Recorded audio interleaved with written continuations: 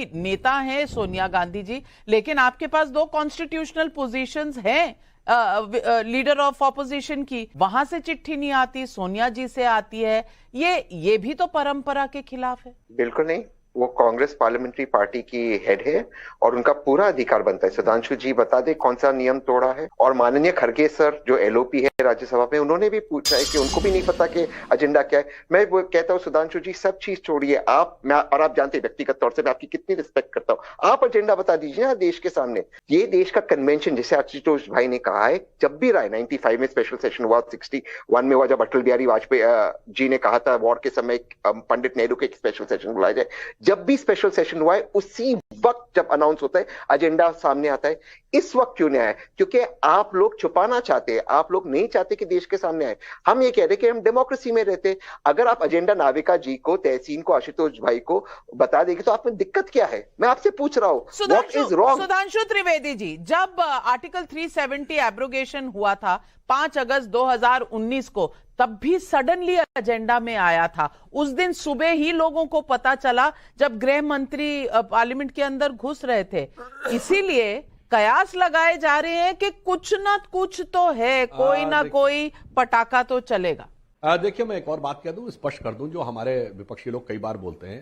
तहसीन भाई 97 में special session हुआ था और वो एक दिन का स्पेशल सेशन था स्वतंत्रता के 50 वर्ष पूरा होने में। तो प्रैक्टिकली वो सेलिब्रेशन था, सेशन नहीं था।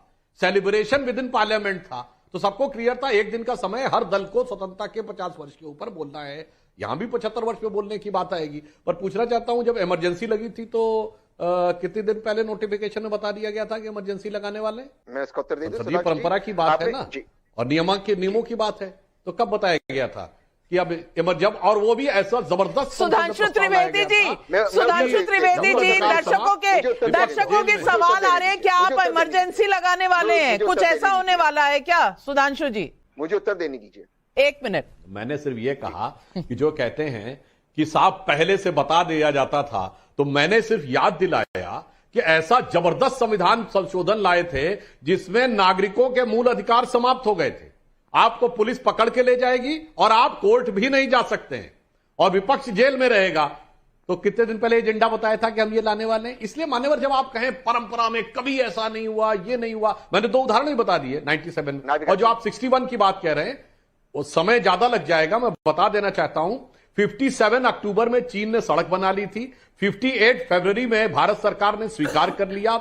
उसके बाद 60 में माओ भारत आए, जिनका जबरदस्त स्वागत हुआ अप्रैल 60 में। फिर दिसंबर 60 में नेहरू जी उनको यूएन में सदस्यता दिलाने गए। तो पुरजोर विरोध हुआ भारत में कि एक तरफ सड़क बनना आपने स्वीकार कर लिया है, फिर उनका स्वागत करके यूएन में परमानेंट सीट दिलवाने जा रहे हैं।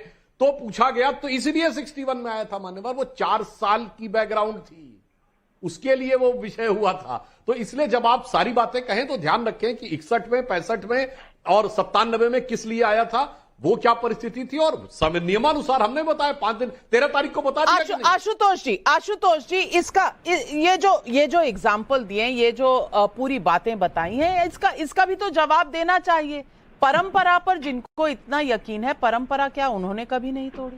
देखिए, सुधांशु जी ने इस बात को एक्सेप्ट कर लिया, एडमिट कर लिया कि हो सकता है इस पार्लियामेंट सेशन में कहीं इमरजेंसी की बात ना हो जाए। ऐसा उदाहरण सुधांशु जी दे रहे, पढ़े लिखे प्रवक्ता है, ऐसा उदाहरण नहीं देना। जब आदमी की नियत में खोट होता है तब गोपनीयता बरती, तब दूसरों को रणनीति का पता न चले, तब ऐसा किया जाए। हकीकत यह है कि देश में जब जब स्पेशल सेशंस बुलाए गए हैं, चाहे वो 50वीं वर्षगांठ पे हो, चाहे 70वीं वर्षगांठ पे हो, हर बार एजेंडा बताया गया है। और इन 5 इंसिडेंट के अलावा 3 बार और स्पेशल सेशन बुलाए गए हैं, उस वक्त भी स्पेशल सेशन का एजेंडा बताया गया। मैं तो इसमें चाहता ही नहीं कि सेशन का आप पहले बताया गया।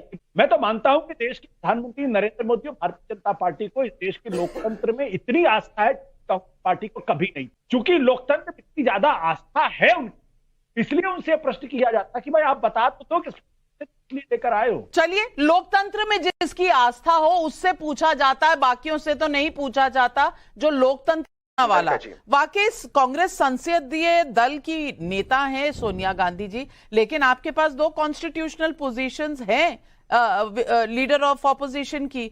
वहां से चिट्ठी नहीं आती, सोनिया जी से आती है, ये भी तो परंपरा के खिलाफ है। बिल्कुल नहीं, वो कांग्रेस पार्लियामेंट्री पार्टी की हेड है और उनका पूरा अधिकार बनता है। सुधांशु जी बता दे कौन सा नियम तोड़ा है। और माननीय खड़गे सर जो एलओपी है राज्यसभा में, उन्होंने भी पूछा है कि उनको भी नहीं पता कि एजेंडा क्या है। मैं वो कहता हूँ सुधांशु जी सब चीज छोड़िए, आप जानते हैं व्यक्तिगत तौर से मैं आपकी कितनी रिस्पेक्ट करता हूँ। आप एजेंडा बता दीजिए ना देश के सामने। ये देश का कन्वेंशन, जैसे आशुतोष भाई ने कहा है, जब भी रहा है 95 में स्पेशल सेशन हुआ, 61 में हुआ जब अटल बिहारी वाजपेयी जी ने कहा था वॉर के समय पंडित नेहरू के एक स्पेशल सेशन बुलाया जाए, जब भी स्पेशल सेशन हुआ है उसी वक्त जब अनाउंस होता है एजेंडा सामने आता है। इस वक्त क्यों नहीं आया? क्योंकि आप लोग छुपाना चाहते हैं, आप लोग नहीं चाहते कि देश के सामने आए। हम ये कह रहे कि हम डेमोक्रेसी में रहते। अगर आप एजेंडा नाविका जी को, तहसीन को, आशुतोष भाई को बता देंगे तो आप में दिक्कत क्या है? मैं आपसे पूछ रहा हूं, what is wrong? Sudhanshu Trivedi ji, जब आर्टिकल 370 एब्रोगेशन हुआ था 5 अगस्त 2019 को, तब भी सडनली एजेंडा में आया था। उस दिन सुबह ही लोगों को पता चला जब गृह मंत्री पार्लियामेंट के अंदर घुस रहे थे। इसीलिए कयास लगाए जा रहे हैं कि कुछ ना कुछ तो है, कोई ना कोई पटाखा तो चलेगा। देखिए, मैं एक और बात कह दूं, स्पष्ट कर दूं, जो हमारे विपक्षी लोग कई बार बोलते हैं। तहसीन भाई 97 में स्पेशल सेशन हुआ था और वो एक दिन का स्पेशल सेशन था।